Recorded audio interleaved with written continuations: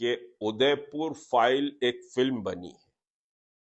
اور وہ فلم بنی ہے نپور شرما جو گستاخ رسول صلی اللہ علیہ وسلم ہے،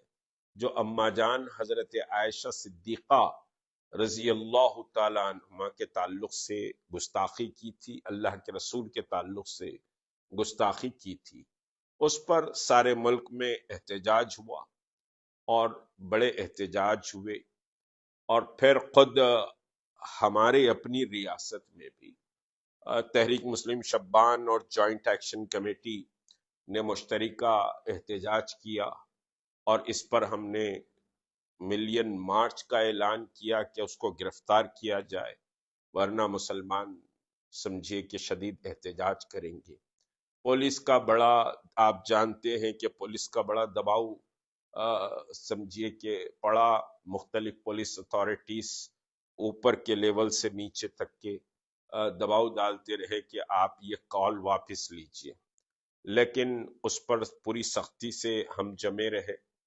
آخر کار 3 دن پہلے بہرحال مجھے ہاؤس اریسٹ کر دیا گیا، پورے گھر کو پولیس سمجھیے کہ گھیر لی تھی، حتیٰ کہ پولیس ٹینٹس بھی لے کر آ گئی تھی کہ 3 دن تک نکلنے نہیں دینا ہے۔ اس کے بعد بھی اعلیٰ عہدیداروں سے ٹیلی فون پر بہرحال وہ رابطہ پیدا کر رہے تھے۔ میں بولا آپ کچھ بھی کر لیجئے، لیکن شان رسالت محمد رسول اللہ صلی اللہ علیہ وسلم کی شان میں اگر گستاخی ہوتی ہے تو وہ ناقابل برداشت ہے، اس پر کوئی کمپرومائز نہیں ہو سکتا۔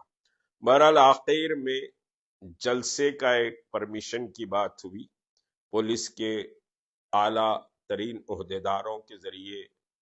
بات ہو رہی تھی، تو جلسے کے پرمیشن کے لیے وہ تیار ہوئے، اور آپ سب جانتے ہیں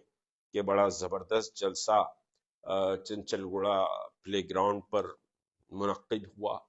اور چنچل گوڑا پلے گراؤنڈ اور اس کے باہر کا علاقہ اپنی تنگ دامنی کا شکار کر رہا تھا۔ لیکن افسوس کہ اس میں بھی انتشار کی کیفیت پیدا کی گئی۔ جس روز ہم یہ جلسے کی بات پولیس اتھارٹیز کو منوائے، اسی وقت منٹوں اور گھنٹوں میں سیاسی جماعت بھی اپنے ہیڈ کوارٹر پہ جلسے کا اعلان کی، اور سیم ڈے 2 جلسے حیدرآباد میں منعقد ہوئے۔ بہرحال لمبی سمجھیے کہ تفصیل ہے، اور پھر اس کے بعد ایک بات اور، جب یہ بات نکلی ہے تو ایک بات اور کہہ دوں کہ تلنگانہ ریاست ملک کی وہ پہلی ریاست ہے جس نے شان رسالت صلی اللہ علیہ وسلم کے مجرمین کے خلاف حکومت کو کارروائی کرنے کے لیے مسلم بند منایا۔ یہ ملک کی پہلی ریاست تھی کہ مسلم بند ایک ریاست میں منایا گیا، اور دوسری بہت ساری ریاستوں سے مسلمانوں کے ذمہ داروں نے مجھے اس سلسلے میں مبارکباد دی، ہمارے پورے ساتھیوں کو بھی سمجھیے کہ تحسین پیش کیا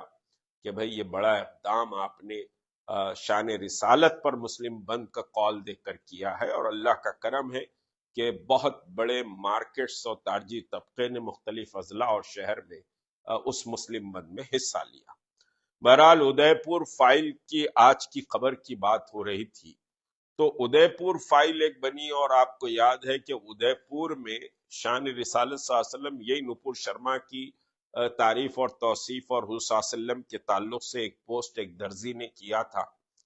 تو اس درزی کا قتل کر دیا گیا۔